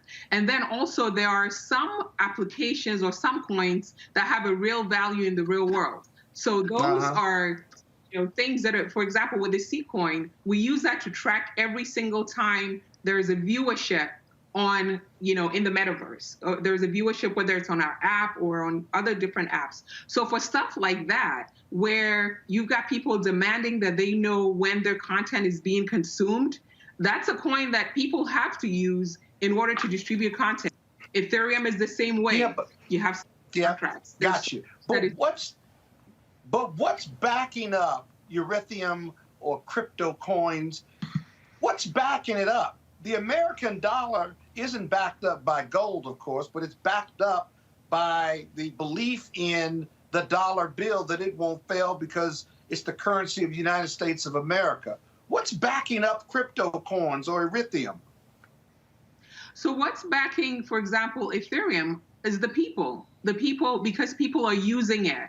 They're using it, for smart contracts. So with smart contracts, for example, if I say to you, we're going to, have an agreement where for every single time that, let's say every single time that you stream a piece of content, I'm going to pay you 1 CEEK. In the past, we would have to get an attorney to draft an agreement. But with a smart contract, what happens is I tie your wallet to the technology, and then whenever the stream happens, automatically that money gets deposited. And the foundation for that smart contract is Ethereum. And everybody is using smart contract now. It's like the new internet. So the fact that so many people are using it, and every time it gets used, people have to verify it. So there's money exchanging hands, and there's a cost that goes into it. So that's really the use of the technology. The utility is what's driving it, and it's what's most widely, adopted now for the Web 3.0. Will it ever be regulated? Jeff? They're trying to. I think there's a lot of effort, to regulate cryptocurrencies, but because it's a utility, it's sort of like email, right? It's like saying that, in order for you to use email, you have to pay this or you have to pay that. But that's basically what it is. It's the foundation of the next generation of the web. So there are some aspects that will be regulated, but there are other aspects that, because it's just a utility, you can't really regulate, because it's a technology. So it sounds as it. All right, Jeff, your question for Mayor Spiel. Sure, absolutely. Salute to you, sister, for making this accessible to everybody. I am a father, may have mentioned, of 5. My wife and I have 5 children. I'm from the hip-hop generation, original hip-hop generation. I think I get classified as Generation X. I've got a 26-year-old who is classified in that millennial space. And then my 19, 15, 12, and 10-year-olds are either in Gen Z or whatever comes after Gen Z. And one of the things that I've learned is that you have to give way to innovation. Just like in the past, we had a belief, as Brother Scott outlined, we had a belief in the power of the dollar. It sounds as if the belief in the cryptocurrency space is a belief in the blockchain and the trust of the people to be consistent and to make those decisions. Let me ask you 2 quick questions on that, because I want us to understand, as people in that hip-hop generation, Gen X, who need to make the change. We've already made the change here. We're in the digital space speaking to webcams. 10 years ago, you could have told us that, and we said, nah, we're not going to do that kind of thing. But we are doing it. Change is inevitable. When you talk about the decentralization, I think about a site like Rotten Tomatoes, and I think about people who had ill intent when Black Panther came out, Wakanda Forever, of course. When it came out, they deliberately went to Rotten Tomatoes and gave it poor ratings so that it would not be 100% rated well. Is there room in the crypto space, when we're talking about the blockchain, for people to affirm the value of, say, that piece of art? Is there room for people with ill intent to devalue it as well? A lot of what's happening now, and that's a very good point, a lot of what's happening now is what's called a proof of stake, which means, so there are instances where in order for you to vote, you have to put your money against that. So let's say you purchase some coins, and every single time you cast a vote with the coin.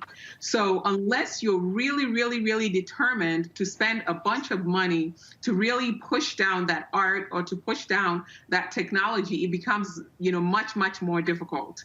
And because so many people at the early stages are buying all these different coins that are the foundation for things like voting on, who likes the movie and who doesn't. So let's say, your daughter has the Rotten Tomatoes token.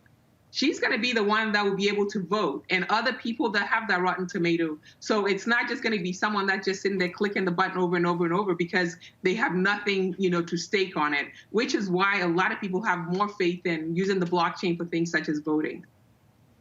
Awesome. Now that makes a lot of sense. So finally, when we talk about the process of conversion to cash in real terms, in real simple or easy terms, because we hear, well, if you need a camera, you need a monitor, you need a switcher, you need a high-speed internet, you can convert the Bitcoin to cash.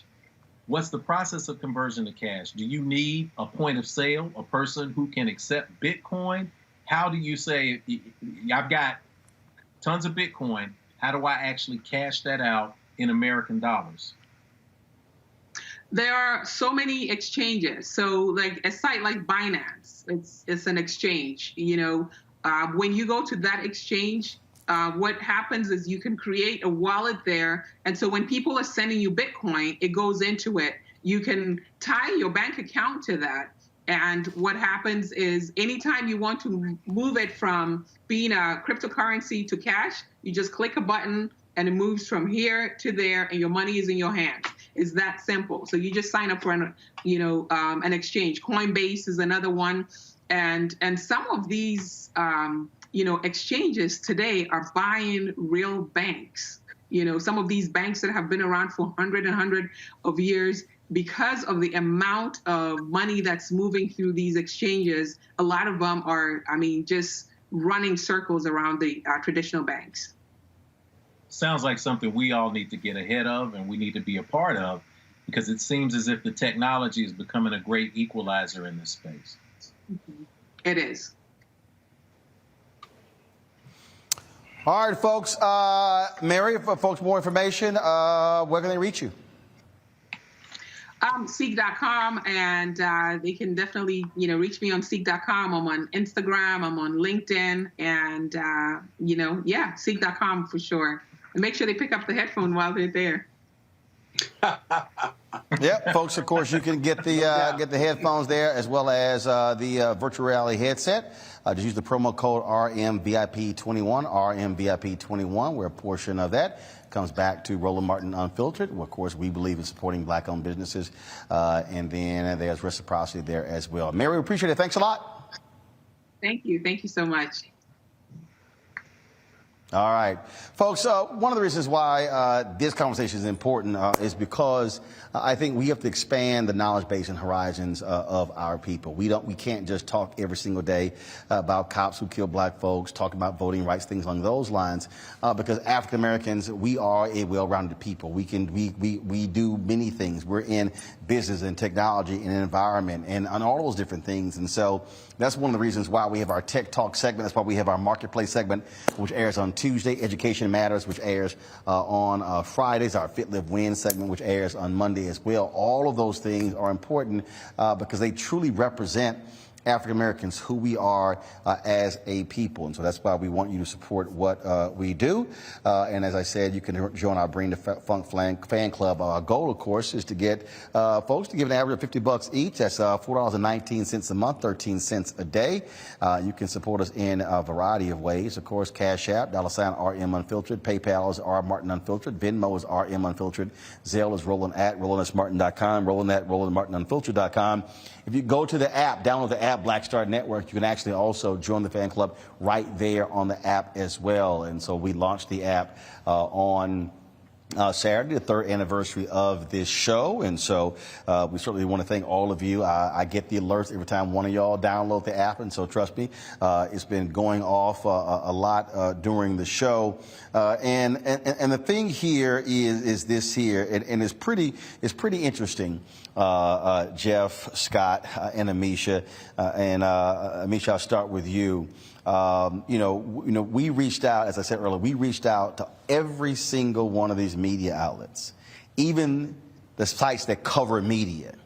And it's amazing how they won't do anything on any of the things that we've done, the success that we've had in our first 3 years, launch a Black Star Network, and I had people hit me up and like, oh my God, it has to be frustrating. I'm like, no, that's just the reality of being black. And so this is why, as we talked about with the black newspapers, what they're doing, this is why we as African Americans have to have far more respect for our own platforms that are trying to inform us and enlighten us than what we're doing, because we cannot count on somebody else being there for us. We got to be able to do it for ourselves. And that's why having these type of segments, because guess what? Other people may not have Mary Spiel on talking about CEEK.com. But this is a black-owned virtual reality company. And so I keep telling people, it's sort of like black restaurants. Guess what? Black folks can do more than soul food and fried chicken. Exactly.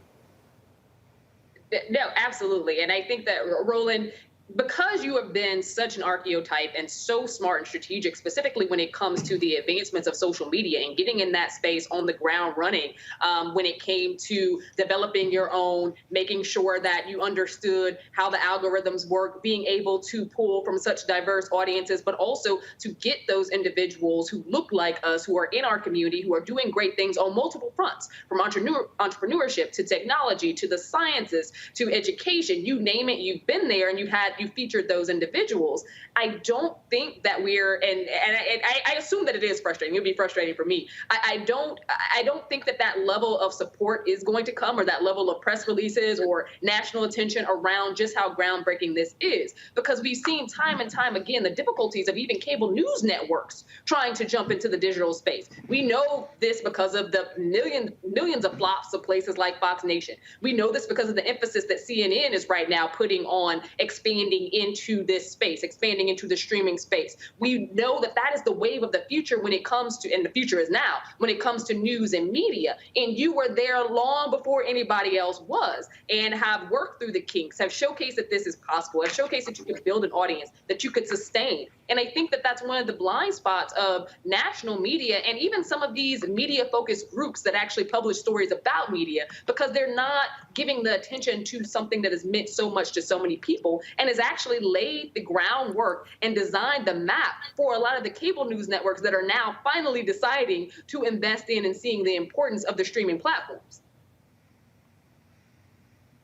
You know, the thing is, Jeff, is interesting.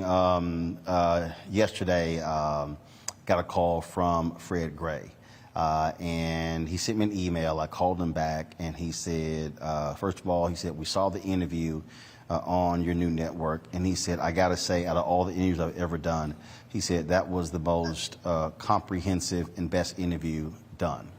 And I was like, look, I just teed it up. You answered. He's like, no. He said, you asked the right questions.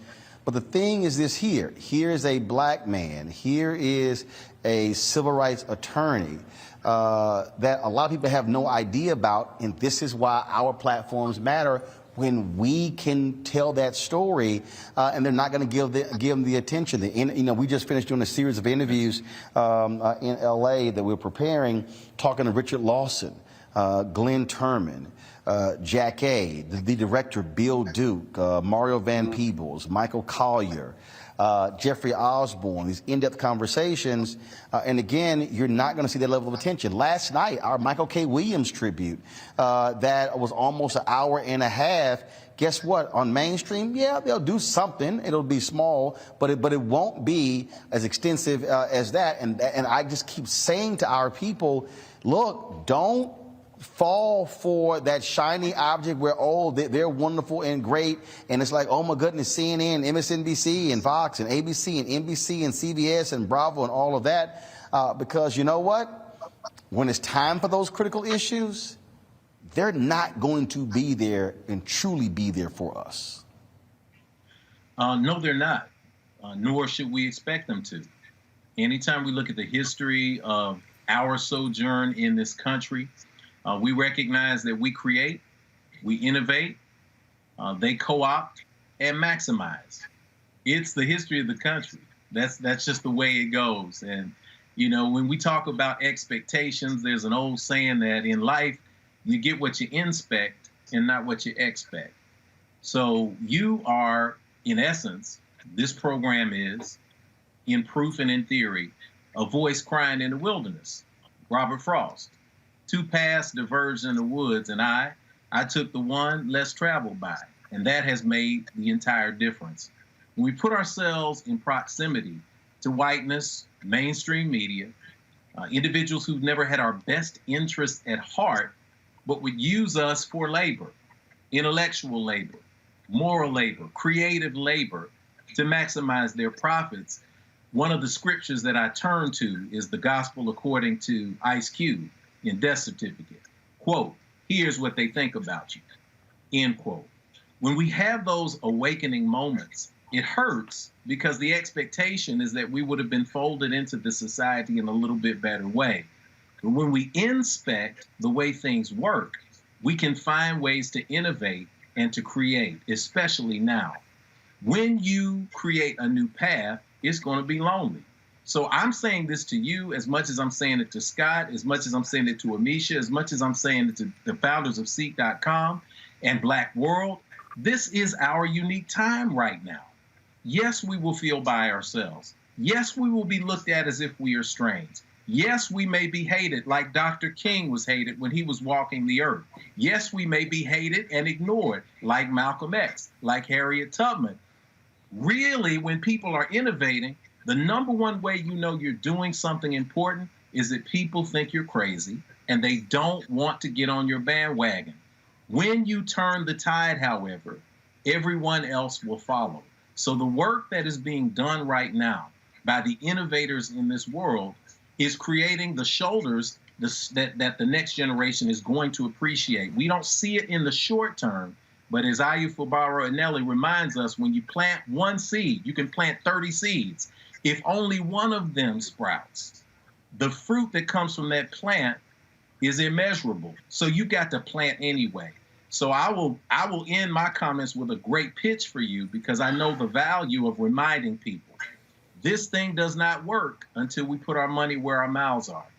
So when we subscribe to this new platform, when we inform people through Black Star and we turn our eyes here and keep them here, we will reach the space where we have the capacity to find, discover the next generation, to empower them, and to create generational wealth, not just in finance, but in culture, in history, and in independence. And this is the work. And the thing here, Scott, that I keep saying, guess what? All of these streaming platforms, they want those black eyeballs. Netflix, Hulu, Paramount Plus, BET Plus, Prime Video, black people, and this is the thing, African Americans watch TV more than any other group. Second place, not even close to us.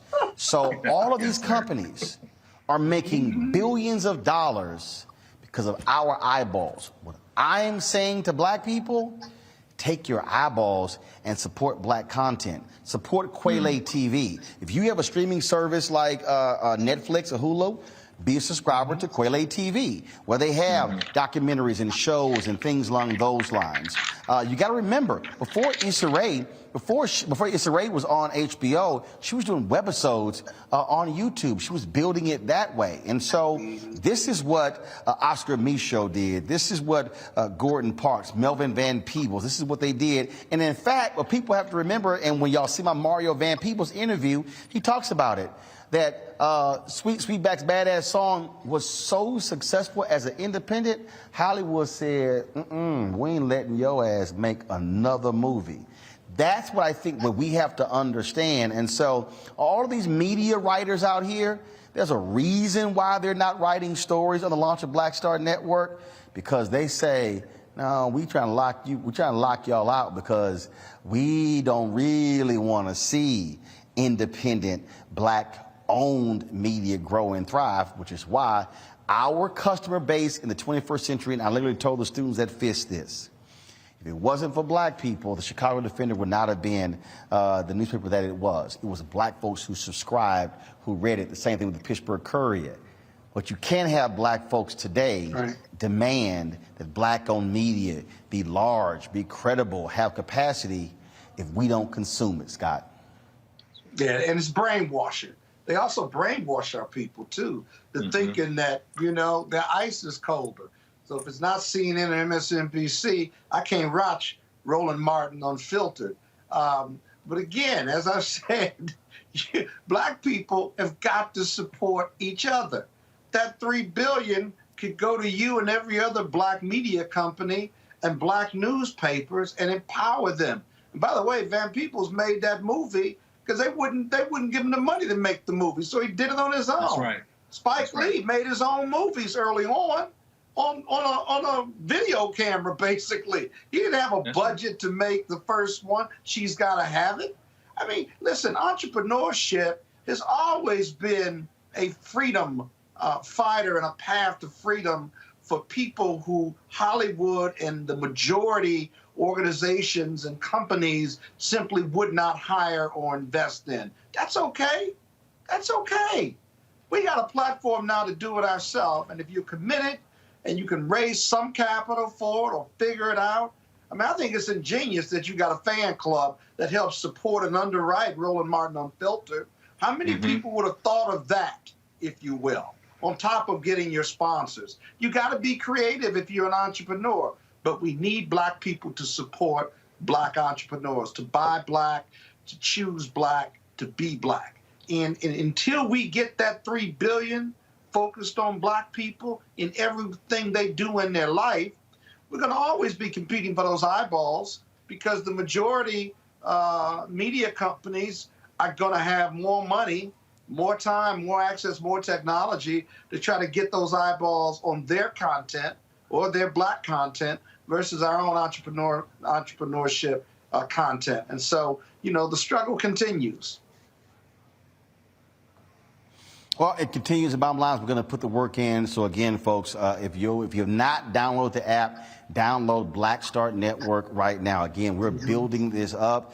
Our goal, we want to have, obviously, we want to hit 1 million, 2 million downloads, build that even larger. And that's really what the game is. The question that we're going to get asked from advertisers and others, how many downloads, how many viewers? And so that's why you should get it. Yeah, you can get, of course, download the app right to your Apple phone, Android phone, or on your Apple TV, Android TV, Amazon Fire Stick, Roku, Samsung, as well as Xbox. Real simple. I've already done it on all of my Samsung TVs, done it on Roku, done it on Apple TV as well, done it on both of my iPhones, and so it's not hard at all. Also, we purposely made this free. We're not charging you a subscription for the app because we wanted to ensure that you had access to the content. And so we got the Fred Gray interview up right now. When we finish our 10-part series on the year of return to Ghana, that's going to be only on the app as well. And then, of course, look for some announcements coming forth in the very near future. Dr. Carr, Jeff Carr, we appreciate you being on the show. Amisha, Scott, thank you as well. Folks, I want to thank the folks here at Fisk University as well. The last couple of days, beginning, of course, today with the first lecture as a scholar in residence, the Reeves Mitchell, what do y'all call it? The distinguished, it's like this long title. They would take up 2 sides of a business card. And so, but certainly glad, I want to thank the students for helping me. And y'all understand, I've been putting them through the paces. They like, damn, you mean? They like, you mean? I'm like, I ain't mean what? What y'all over here? What? I'm getting you ready. No. Do it. They trying to actually get on camera. No, y'all haven't earned that shot yet. No, see. Y'all were a little slow setting everything up. So, no, okay. You got to do this faster, then I'll put y'all on camera next time. Okay? Yeah, I thought so. See, so yeah, I made it clear I'm going to put them through the paces, and they're going to get treated just like the staff. Like, look, and they were like, man, you kind of like, you too hard. Deal with it. So that's how. That's the real world. How we roll, and so they will be helping us out, and so we'll be here again next month, and then actually the next 3 months giving a lecture, and I'll be doing some other things on campus as well, and so certainly shout out to President Newkirk, to Provost, everybody involved for helping us out. So folks, that's it. I'll be back in studio tomorrow, and we are that close, y'all, that close. I cannot wait to show y'all. We're that close to finishing out our new studios in Washington, D.C. We are installing our new set piece tomorrow. y'all gonna be blown away when y'all actually see it. And again, your dollars are making that possible. So, man, it's some phenomenal stuff we're doing. And so I am hopeful to be able to unveil our new studio, fully designed, fully lit, early next week. And so I can't wait. All right, folks, that's it. Please, again, download the app, Black Star Network, curated by Roland S. Martin. Be sure to support us. I bring the Funk Fan Club as well. I will see y'all tomorrow from the nation's capital.